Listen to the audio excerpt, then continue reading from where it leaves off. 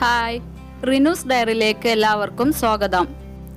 വീട്ടിൽ തന്നെയുള്ള കുറച്ച് ഇൻഗ്രീഡിയൻസ് വെച്ച് വളരെ പെട്ടെന്ന് തയ്യാറാക്കാൻ പറ്റുന്ന ഒരു സ്വീറ്റ് റെസിപ്പിയാണ് ഇന്ന് പരിചയപ്പെടുത്തുന്നത്.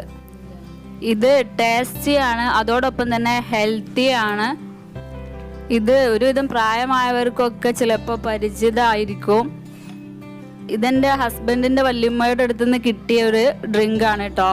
ഇപ്പോഴും പെരുന്നാളിനൊക്കെ വല്യമ്മയുടെ അടുത്ത് പോയിട്ടുണ്ടെങ്കിൽ ഫസ്റ്റ് ഈ ഒരു ഡ്രിങ്ക് ആയിരിക്കും കിട്ടുക. അപ്പോൾ റിനൂസ് ഡയറി ചാനൽ ആദ്യമായിട്ട് കാണുന്നവരാണെങ്കിൽ സബ്സ്ക്രൈബ് ചെയ്യാനും ബെല്ലൈക്കൺ ക്ലിക്ക് ചെയ്യാനും മറക്കരുത്.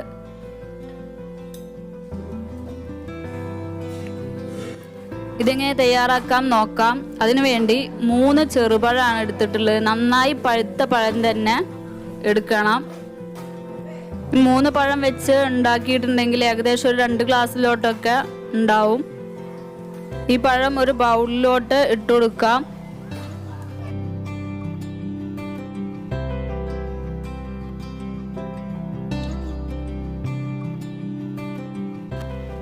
ഇനി 4-5 ചുവന്നുള്ളി, അതായത് ചെറിയ ഉള്ളി ചെറിയ പീസാക്കിയത് അതുകൂടെ ചേർത്ത് കൊടുക്കാം. അടുത്തതായിട്ട് 1 മുറി തേങ്ങ ചിരകിയത്,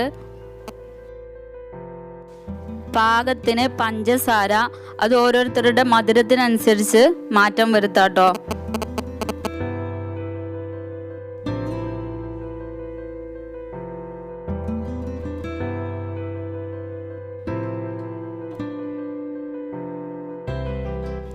ഇനി ഇതെല്ലാം കൂടെ ഒരു സ്മാഷർ വെച്ചോ അല്ലെങ്കിൽ ഒരു സ്റ്റീൽ ഗ്ലാസ് വെച്ചിട്ടോ നന്നായിട്ട് സ്മാഷ് ചെയ്തെടുക്കാം.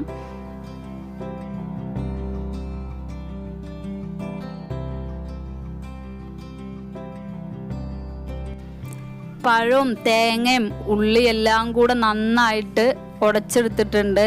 ഇനി ടേസ്റ്റ് ബാലൻസ് ചെയ്യാൻ വേണ്ടിയിട്ട് ഒരു പിഞ്ച് ഉപ്പൂടെ ചേർത്ത് കൊടുക്കാം. എന്നിട്ട് ഇതിലോട്ട് ചേർത്ത് കൊടുക്കുന്നത് കഞ്ഞിവെള്ളമാണ്. നമ്മൾ വീട്ടിലൊക്കെ ചോറ് വെക്കുമ്പോഴേ കിട്ടുന്ന കഞ്ഞിവെള്ളം ഉണ്ടല്ലോ, ആ വെള്ളം ഒരല്പം ചേർത്ത് കൊടുക്കാം. എന്നിട്ട് ഇതൊരു കയ്യിൽ വെച്ചിട്ട് നന്നായിട്ടൊന്ന് മിക്സ് ചെയ്ത് കൊടുക്കാം.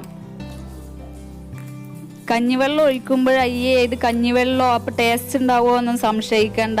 നല്ല ടേസ്റ്റിയാണ്. നിങ്ങളൊന്ന് ട്രൈ ചെയ്ത് നോക്കൂ, ഉറപ്പായിട്ടും ഇഷ്ടപ്പെടും. ഇത് മിക്സ് ചെയ്തപ്പോൾ കുറച്ച് വെള്ളത്തിൻ്റെ കുറവുണ്ട്, അപ്പോൾ ഒരു ഇത്തിരി കൂടെ കഞ്ഞിവെള്ളം ഒഴിച്ചു കൊടുക്കാം. നന്നായിട്ട് ലൂസാക്കേണ്ട, ഒരു ചെറിയൊരു തിക്കിലാണ് ഇത് സേവ് ചെയ്യേണ്ടത്. ഇത് ആദ്യമായിട്ട് ഞാനും കുടിക്കുന്ന സമയത്ത് എനിക്കൊരു മടി ഉണ്ടായിരുന്നേ, പക്ഷെ ഇപ്പം ഇതെൻ്റെ ഒരു ഫേവറേറ്റ് ഡ്രിങ്ക് ആയിട്ടുണ്ട്.